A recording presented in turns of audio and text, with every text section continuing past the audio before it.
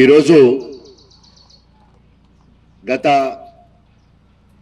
BRS ప్రభుత్వం ఉన్నప్పుడు 10 సంవత్సరాల కాలంలో మనం చేసిన కార్యక్రమాలు ఊరూరికి సంక్షేమాలు ఇంటింటికి కేసీఆర్ ఫలాలు అనే ఒక కార్యక్రమం ఏర్పాటు చేసుకొని ఏ ఊరికి ఏమేమి పనులు చేసినామో చెప్పుకోవాల్సిన అవసరం ఉందనే ఉద్దేశంతో రాబోయే ఎన్నికల్లో అది సర్పంచ్ ఎన్నిక కావచ్చు, ఉప సర్పంచ్ కావచ్చు, వార్డు మెంబర్లు కావచ్చు, ఎంపీటీసీ కావచ్చు, మనం చేసిన పనులు చెప్పి మనము బీఆర్ఎస్ పార్టీ మనకిచ్చిన ఫలితాలను ఒకటి గుర్తు చేసుకోవాలనే ఉద్దేశంతో ఈ కార్యక్రమం ఏర్పాటు చేసుకోవడం జరిగింది.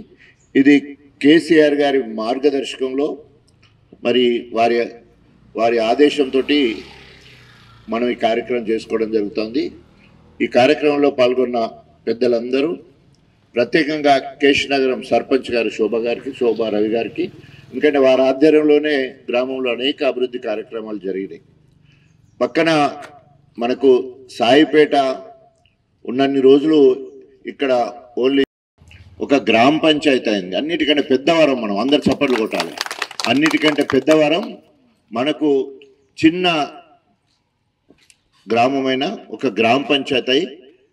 పెద్ద పెండాలకు ఎన్ని పనులు అయితే వచ్చినాయో మనకు అన్ని పనులు, అంటే ఊరుంటే ఊరికొక గ్రామ పంచాయతీ భవనం, ఊరికి ట్రాక్టరు, ఊరికి ట్రాలీ, ట్యాంకరు, ఊరికి పల్లె ప్రకృతి వనము, ఊరికి శ్మశాన వాటిక, ఊరికి డంపింగ్ యార్డు, ఊరికి పల్లె ప్రకృతి వనంతో పాటు డంపింగ్ యార్డు, సెగ్రిగేషన్ షెడ్డు, తర్వాత నర్సరీ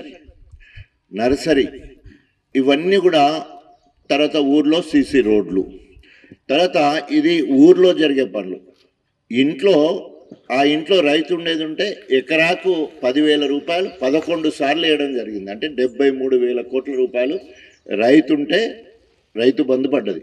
ఆ రైతు చనిపోతే వారం వెళ్ళక ముందే 5 లక్షల రూపాయలు ఇవ్వడం జరిగింది. రైతుకు 24 గంటల కరెంటు ఉచితంగా అడవిలో, 24 గంటలు ఇళ్లల్లో కూడా ఎండాకాలం వస్తే ఉక్కబోయకుండా మనం ఫ్యాన్ వేసుకున్నా కూలర్ వేసుకున్నా ఉండేటట్టు 24 గంటలు ఇంట్లో కూడా కరెంట్ ఇవ్వడం జరిగింది. ఈ రకంగా మనకు ఇంట్లో ఒక ముసలాం ఉంటే 200 నుంచి 2,000 పెన్షన్, ఆ ఇంట్లో వికలాంగుడు ఉంటే 4,000 పెన్షన్, ఆ ఇంట్లో విద్యార్థి ఉంటే ఎస్సీ అయ్యేది ఉంటే రెసిడెన్షియల్ పాఠశాలలు 1,021 రెసిడెన్షియల్ పాఠశాలలు పెట్టి ప్రతి సంవత్సరానికి 1,20,000 రూపాయలు పెట్టి ఇంగ్లీష్ మీడియంలో చదివించే కార్యక్రమం. తర్వాత ఇంజనీరింగ్, డాక్టర్ చదువులకైతే ఫీజు రీఎంబర్స్మెంట్ ఇవ్వడం. వేరే దేశాల్లో చదువుకోనికి పోయేది ఉంటే 20 లక్షల అంబేద్కర్ ఓవర్సీస్ స్కాలర్షిప్ అని చెప్పేసి 20 లక్షలు ఫ్రీగా ఇచ్చిన గవర్నమెంట్ కేసీఆర్ గవర్నమెంట్. అదేవిధంగా ఇంటింటికి నల్ల, ఒక ఇల్లు ఉన్నదంటే ఇంట్లో నల్ల, హరితహారం పేరు మీద ప్రతి సంవత్సరం కూడా 7 మొక్కలు, అవి పండ్ల మొక్కలు కానీ లేదా పూలనిచ్చే మొక్కలు, ఇల్లు అందంగా సుందరంగా ఉండాలని చెప్పేసి ఇంట్లో అవి ఇచ్చే కార్యక్రమం. ఆ ఇల్లు ముదిరాజులైతే చేప పిల్లలు ఇచ్చే కార్యక్రమం, ఆ ఇల్లు గొల్లకురుమల్లో అయితే గొర్రెపిల్ల ఇచ్చే కార్యక్రమం. ఇట్లా చెప్పుకుంటూ పోతే అనేక రకాలుగా ఆనాడు కేశనగరంకు ఏ పనులు అయితే చేసినామో ఇప్పుడు 20 నెలలు అయితే కాంగ్రెస్ పాలన వచ్చి ఏ ఒక్క పని కూడా జరగలేదు. ఇప్పటికీ మనం ఏదైనా పెన్షన్లు తింటున్నాం అంటే కేసీఆర్ ఇచ్చిన పైసలే. తర్వాత అదేవిధంగా ఈరోజు రైతు బంధు, రైతు బీమా, అదే 24 గంటల కరెంటు, సకాలంలో చెరువులు నింపే కార్యం, బయటికి వెళ్తే చెరువులు మరమ్మతులు చేసుకున్నాం, ఎన్ని కుంటలు ఉన్నా చెరువులు ఉన్నా కూడా మరమ్మతులు చేసుకున్నాం. ఇలా వానలు పడితే చెరువులు నిండేటట్టు లేదా కాలువల ద్వారా నింపుకున్నట్టు అనేక రకాలుగా చేసుకున్నాం. దయచేసి రేపు ఎప్పుడు ఎన్నికలు వచ్చినా కూడా మనం చేసిన పనులే కనిపిస్తున్నాయి కాబట్టి ఓటు అడిగే హక్కు కూడా బీఆర్ఎస్ పార్టీకే ఉంది. ఆ రకంగా మరి ఈరోజు మనమందరం, మీరు ఇప్పుడు మనం ఓడిపోయినామని ముచ్చట్లేదు, ఇక్కడ బీఆర్ఎస్ పార్టీ గెలిచింది. కడియం శ్రేణిని మనం గెలిపించినాం బీఆర్ఎస్ పార్టీ నుండి. ఆయన దుర్మార్గుడు, దుష్టుడు, మొత్తం తిన్నింటి వాసాలు లెక్క పెట్టినట్టు పార్టీ ఫండ్ తీసుకున్నాడు, బిడ్డకు టికెట్ ఇస్తే అది పైసలు తీసుకున్నాడు.